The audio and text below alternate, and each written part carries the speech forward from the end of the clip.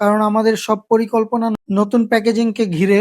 তাই নতুন প্যাকেজিংটা না হওয়া পর্যন্ত আমরা ভালো করে কাজ করতে পারছি না। আসসালামু আলাইকুম। ১,০০০ দিনের চ্যালেঞ্জের ৪৩তম দিনে আপনাকে স্বাগতম। আমার এই চ্যালেঞ্জটা হলো আমাদের ব্যবসার বর্তমান অবস্থান থেকে ঘুরে দাঁড়ানোর। এর জন্য আমি সময় নিয়েছি ১,০০০ দিন।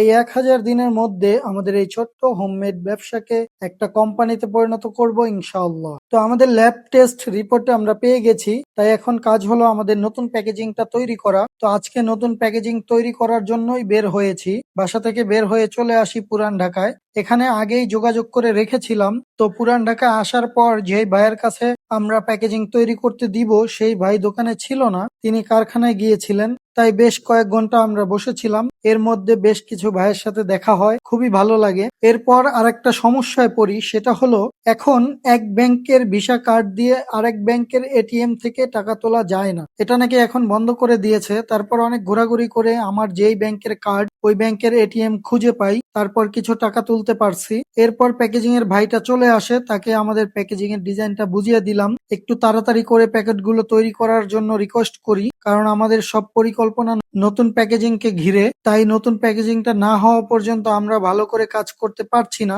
তো দোয়া করবেন আমাদের জন্য, সবকিছু যেন ভালোভাবে করতে পারি। আসসালামু আলাইকুম।